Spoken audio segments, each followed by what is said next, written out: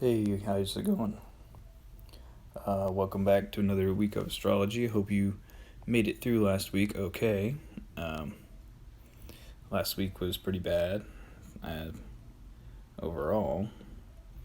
This week looks a little better, or at least it has the elements that we want to see as we're trying to move forward with things. Um, Take a quick look back at last week. We've been coming out of Mercury Retrograde. Um, we had the Mercury Kazemi last week with the Mars retrograde conjunct Mars, or Mercury retrograde conjunct Mars on that same day, forcing separations, forcing um, Mars situations to come out at that time. Like having a discussion about it literally could have been what came up for you. Um,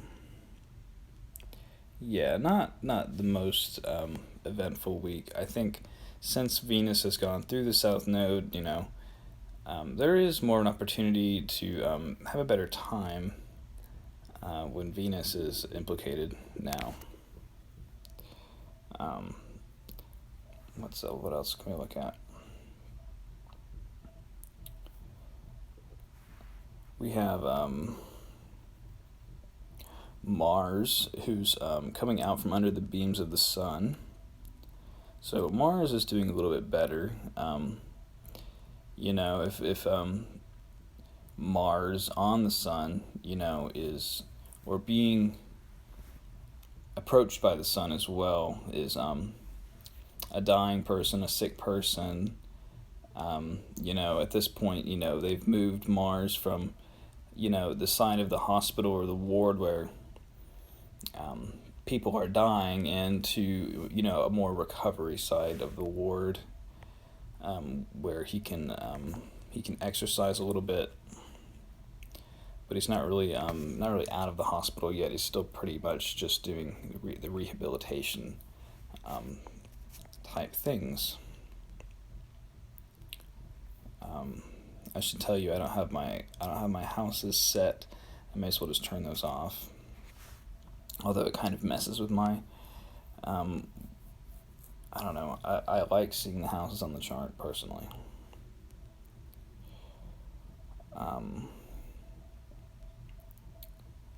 Yeah, but Mercury retrograde will finish retrograding this week, and we will be moving forward with those things.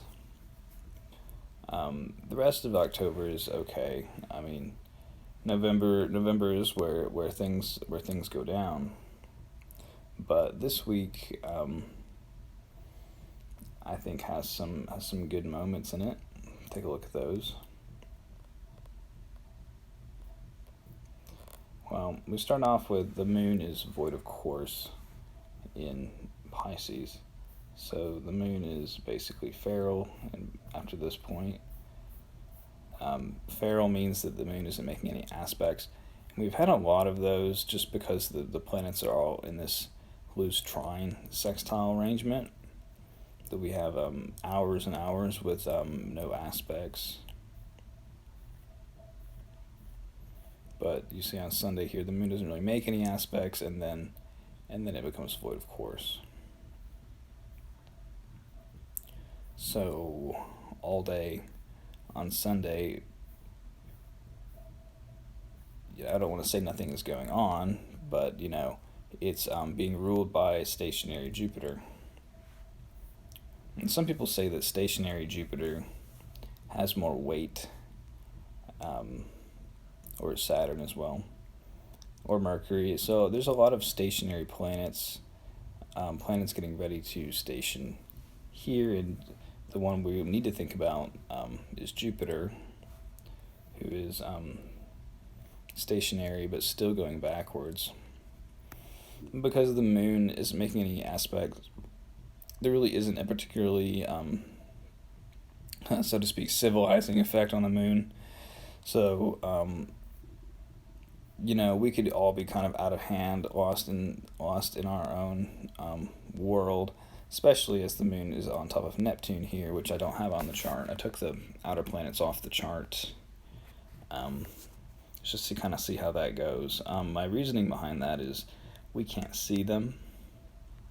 Actually, when I was going through that line of thinking, I put Chiron on the chart. I've been looking at charts with Chiron on them instead of the outer planets. Just because Chiron is a visible object, and it does seem to always come up somehow, somewhere. Chiron seems to have more of an effect, or a very visible effect, a very noticeable effect on the chart. And you can see here we have Mercury opposing Chiron. Mercury is stationing direct in front of Chiron, adjacent in Libra there. Chiron, of course, is in Aries. I'll show you that, advance the chart a little bit. So Mercury spends quite a few days just sitting on top of Chiron. And Chiron seems to be responsible for painful lessons, or, if you're just going through a learning experience, as they say, or growing pains. Those are all kind of the energy of Chiron. It seems to bring about, it can be good. I mean, sometimes we don't know why we're going through a certain lesson of life, but I mean, it's usually so that you can teach other people in a way that's embodied. Chiron likes that embodied knowledge. So whatever Mercury is doing there in your chart, I think has this particular quality on it, especially. So the moon will go into Aries. I'm going to take Chiron off the chart. I'll wait a little bit. The moon is in Aries. Mercury is direct. The moon is making a sextile to Saturn all day, and the north and the south node. And these north and south node transits are a little bit more interesting now, because the next new moon will be an eclipse, and the full moon after that will also be an eclipse. So we're really, although this full moon here is not an eclipse, we're really getting into the energy of eclipses. The moon is picking up on that with a lot of light being in an aspect of the north and the south node. But so on Monday, the moon is making a loose and then a very tight sextile to Saturn. So the ruler of this lunation, or I guess aspect, is Mars, who, as we said, is in Libra. He's still under the beams. He's not he is combust of the sun, since the sun has gone over his position. Sorry, I'm going to sneeze. Sorry about those. That was gross. When it's not going to happen either. Okay. So the moon there. Oh, I lost my train of thought. Yeah, ruled by Mars. Mars is in detriment. He's being ruled by Venus in Sag, who's not particularly afflicted. Being peregrine in Sagittarius. Jupiter is stationary going forward, so I think there's a sense of things are moving forward, but the way we have to go about them feels like we are limited, a sense of being powerless, learning a lesson about powerlessness, perhaps, or, that could be kind of the energy. Take Chiron off now. Thank you. So, on Tuesday, we have the moon opposite Mercury on top of Chiron, and the moon is trine to Venus. I think Venus makes a trine to Chiron right there as well. I could have shown you that. This looks like a better day I mean, overall, I mean, actually, gosh. See, I'm very tempted to put everything on the chart just because it all happens, but um,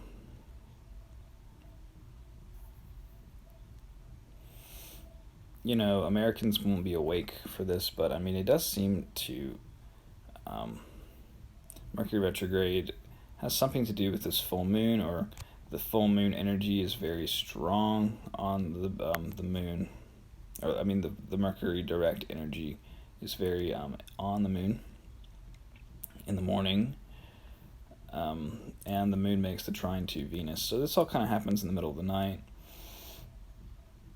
Maybe we don't really see much of it, but maybe it gives us like, okay, we're moving past something, and like with Venus and Sagittarius, where we're just moving past things that aren't serving us anymore. We're moving on.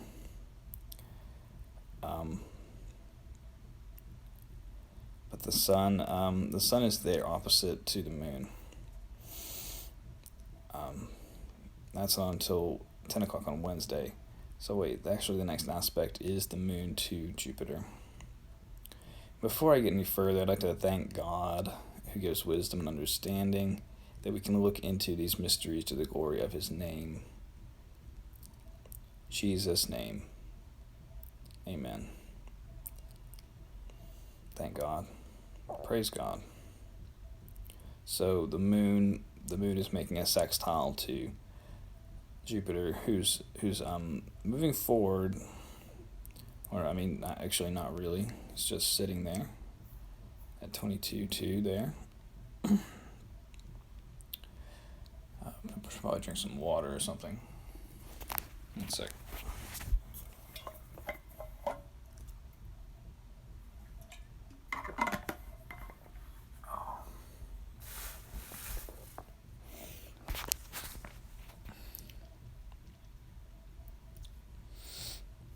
Okay, so the moon is nearly full now on that sextile to Jupiter.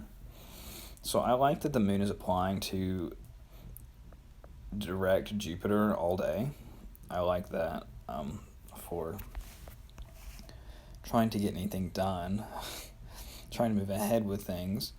But as we're trying to burst forward with these new things, the moon is opposed with Mars in Libra and the sun on Wednesday morning.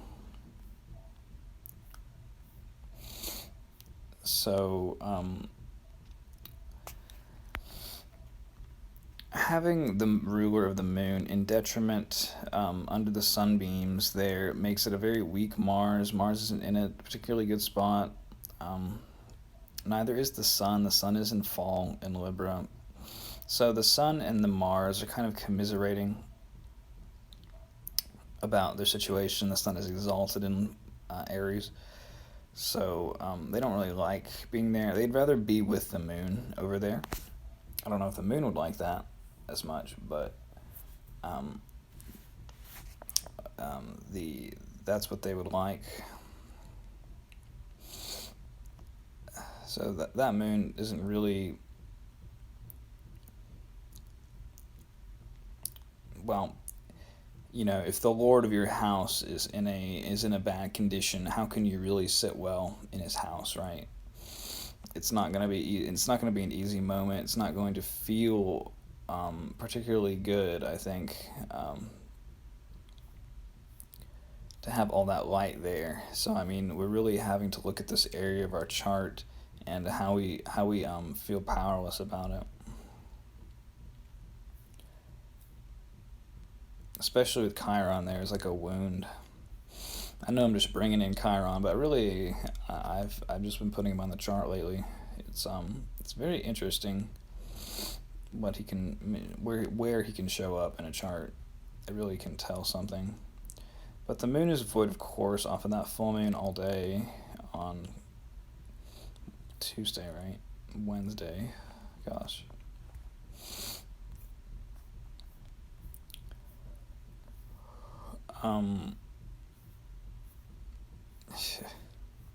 I mean, it doesn't really look that pretty, I guess. Especially like in the middle of the day, probably too much heat and light on that area of our chart. And Mars is just kind of, sitting there, not really. He's zodiacally opposing it, but he's not really involved or like interested in what the moon is doing there, I think. Maybe, as the moon goes through here, this is like an area where you would like to have like power in your life, right? Or a sense of dominating the situation energetically in a personal way. This is what we would like it to be like, but Mars isn't there. He's not in a supportive configuration to that.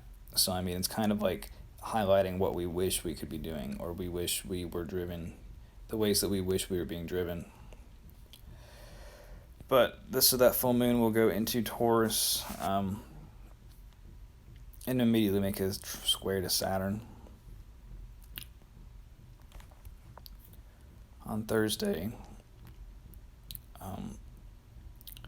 The moon is in Taurus for a while, not really squaring Saturn. So I mean, actually, this might be kind of a nice day, even though the next aspect is Saturn. I mean, it might feel like a sense of relief from all of that, at least for the evening. Having the full moon like on the exalted degree is nice. Saturn has retrograded all the way back to the 6th degree now, so I don't know how long that lasts. Sorry, I keep doing that. Gross. So the moon will be making that square to Saturn pretty much immediately, or kind of when we're asleep. And then what else does the moon do? Nothing until it makes the square to Jupiter. And of course, we have Uranus on the chart there. We can put Uranus on the chart. So it's Saturn, and then Uranus, and then Jupiter with the moon. But, that's over like a 30 some odd hour period. So, I mean, it's actually kind of a protracted set of aspects that the moon makes.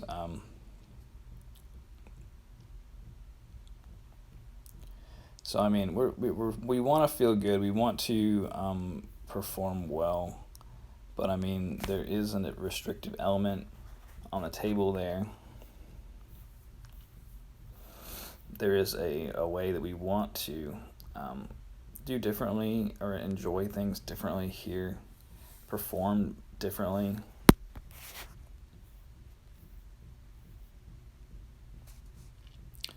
And then the moon makes the square to Jupiter on Friday morning. And Jupiter is still pretty stationary.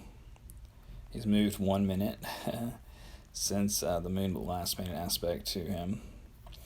But it looks like he's moving about 1 minute a day now.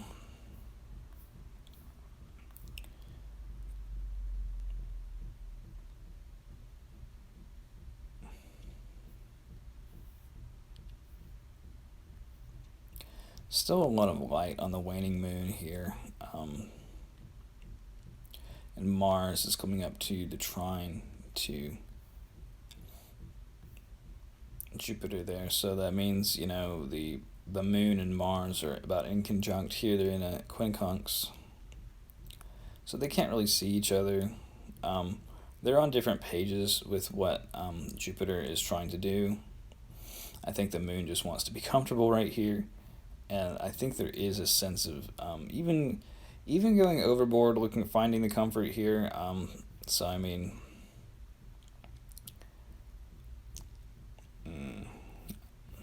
do what you may, I guess.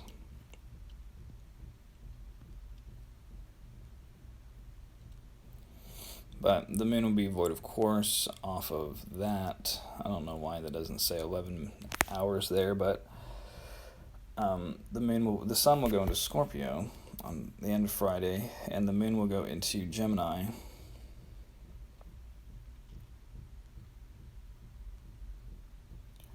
And be on top of the North Node.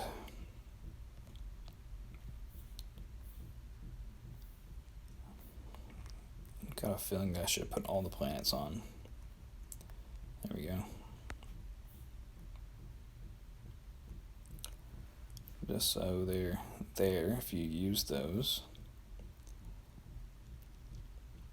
We should look back, because although the outer planets aren't visible, they do have some meaning, even if it's more obscure.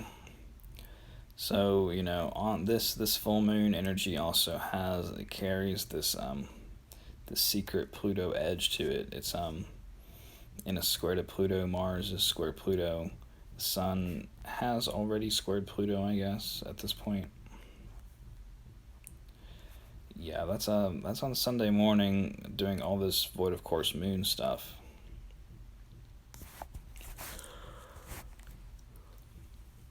So we've already been kind of feeling it on a personal level, this I guess uncomfort or fear about what we actually have in a way, or about the way that we have any power over our lives. But I missed Mars square Jupiter there, so that was actually on Monday. I thought it would come to the end of the week, but Mars square Jupiter on Monday, while the moon is in Aries. Does that lend a quality to Mars or to Jupiter? Well, Mars is making a zodiacal or an overcoming trine to Jupiter there. So Mars is being more effective towards Jupiter than the other way around. So this might be kind of a painful, sort of a pain in your side as Jupiter at that time, especially with the moon on top of Chiron. So, Jupiter really isn't in a great position this week yet. It's kind of like there's these petty annoyances that we have to endure this week.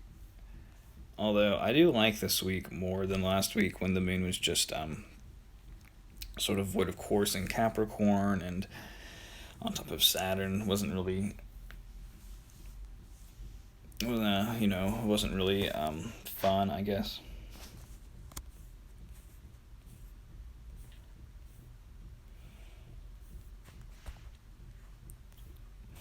All right. So the sun will go into Scorpio,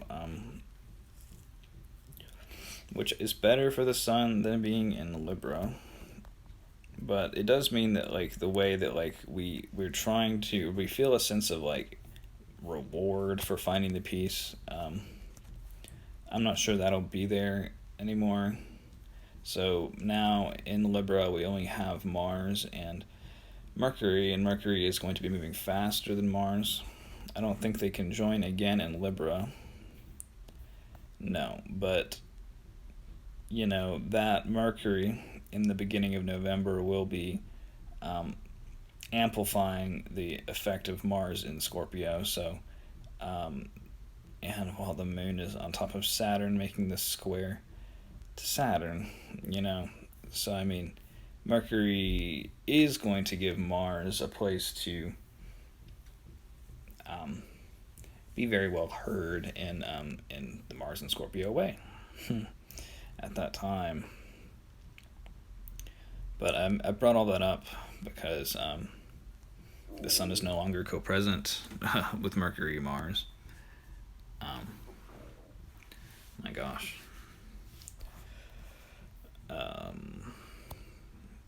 Yeah, so the moon. Anyway, that's important because the Mercury is ruling this moon. Waning moon still has a lot of light. Mercury is still pretty much opposite Chiron. The moon is on the North Node, making the trine to Saturn. So this is not an eclipse,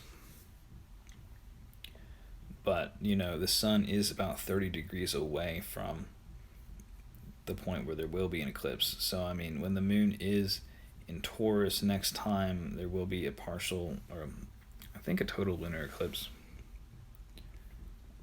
When the North Node transits back into, or forward into, Taurus. So I mean, probably a lot on our mind at this time. Probably a lot that we have to justify in our minds. Let's see, the moon.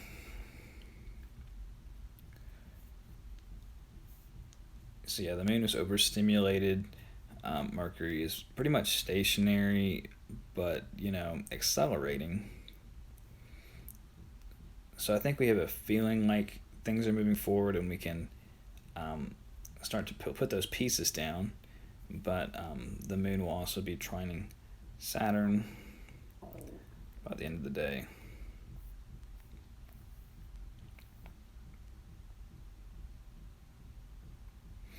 And applying this trine to Mercury. So, I think Mercury and Saturn did something in your chart during this Mercury retrograde. Mercury was applying to Saturn, so there was a sense of finding justice or peace and communications around these difficult Mars topics with more of a Saturnine perspective that was sort of easier to access, or like there was a compromise that was able to come about of a Saturnine nature of a cold or otherwise like long-term plan or structure.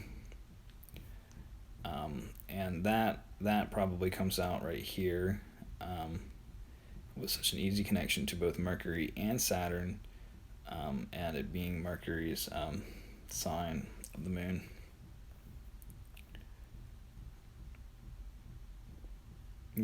Long-term healing kind of energy with Chiron there.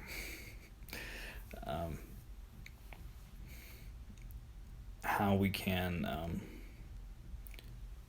heal from here, really. We've got a lot of planets that are turning around from their retrograde, except for Mars. Mars was under the sun, so we have a lot of recovery going on here, I think, and probably a lot of excitement around that for the sort of the to get the go ahead to move ahead with these things. And I think now we're in next Sunday, which we won't do. So, but next week,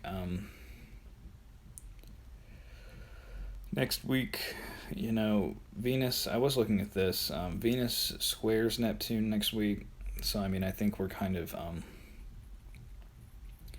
unclear about where we're really going, or like what this is ultimately leading us towards, and maybe we're like under an illusion about what this is going to look like, because what it is going to look like is Venus moving into Capricorn, where we want to enjoy things according to a structure or a plan, or like a traditional sense of doing things, or like these are literally the rules of what we have to enjoy things by. Like playing a game, you have to play by the rules, otherwise it's not fun. That will be something we have. We'll be having some kind of I want to say mental block, but it's not a mental block. It's being under an illusion about what we're enjoying with these Sagittarius things. But I think it's like a curtain there, because as you see, Venus will be entering Capricorn, and then we'll be dealing with some other things. So I mean, enjoy the sense of limitless adventure, I guess, that could come from this, or like we really are going on a kind of mystical adventure, which I wish we could.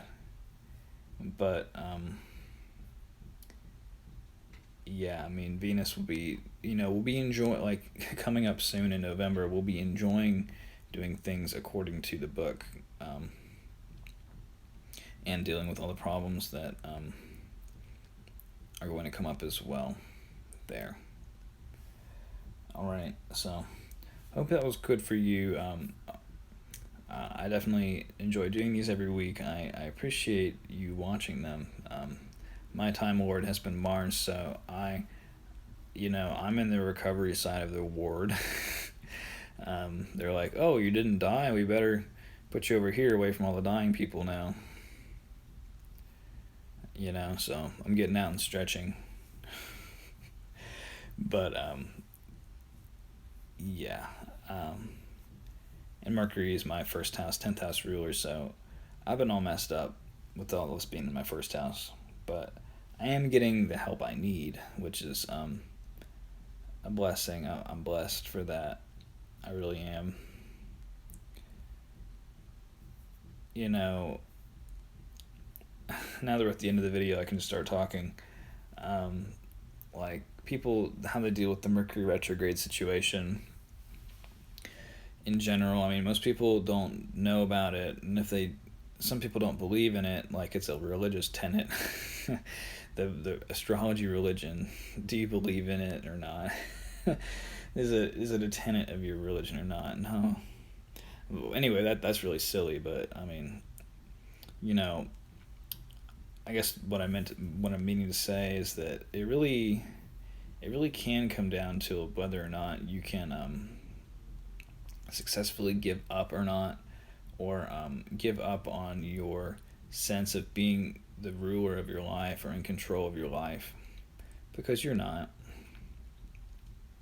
And I think the more you learn about the astrology, the more you can see that, and how things are handled in this world.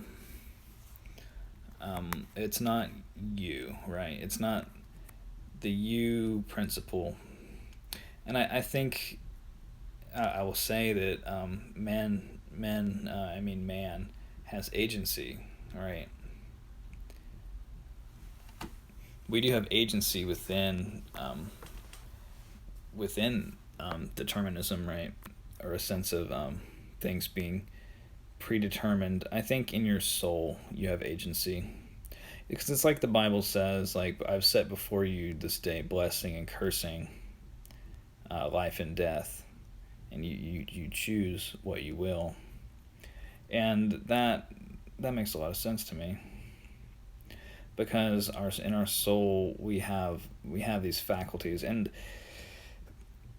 they're hidden because people don't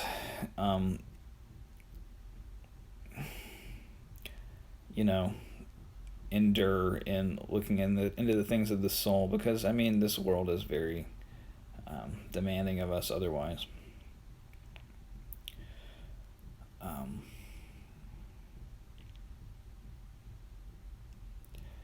But you do have the choice to bless God or not, and to see things with wisdom or not.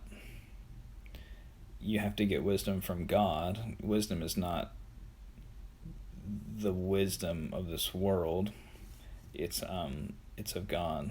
It's a gift of God. God founded everything by wisdom. Wisdom is principal to all of these manifestations. So I think there are dimensions of will that are undiscovered, or for most people lie dormant, because they go adjacent to the worldly determinism, or they are in a different dimension than the worldly determinism that plays out. And I was speaking about that in the context of Mercury retrograde. And it's not only that. I mean, I gave you more of a general idea of something you can look into if you would be wise. Namely, get wisdom, ask of God, and He gives it liberally without upbraiding.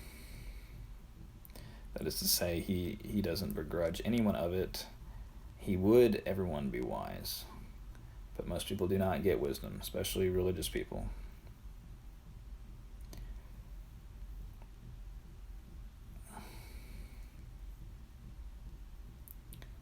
Mercury retrograde, though, I do want to say a little bit more about it, because, I mean, the more you can be aware that you are not you're not the one that's in control. Usually, the better it goes, or like you can manage what comes up, right? People in this world don't act like that, and that can be more of the challenge or the lesson is like how you know how to have that much of an awareness that you can still carry through even when you're working with people that do think that they are the lord of their lives and that you are too. And that you should be doing better all the time or something, or things should always be going the right way. But here's the point, I think, is that you don't have the agency or the wisdom that you would need to bring about the things that you think that you're doing. So, Mercury retrograde is one of those things that can show us that. In order to get to the place where you think that you are taking yourself, things need to be rearranged. They need to be in a different order. So I mean to say that in the sense that people get frustrated that things are not going ahead the way that they would them, or there are all of these bizarre obstacles that show up to what you think you're doing or what you think you should be doing.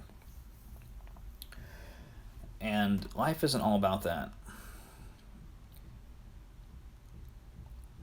The world of technology or wheels, it's really like the world of wheels spinning.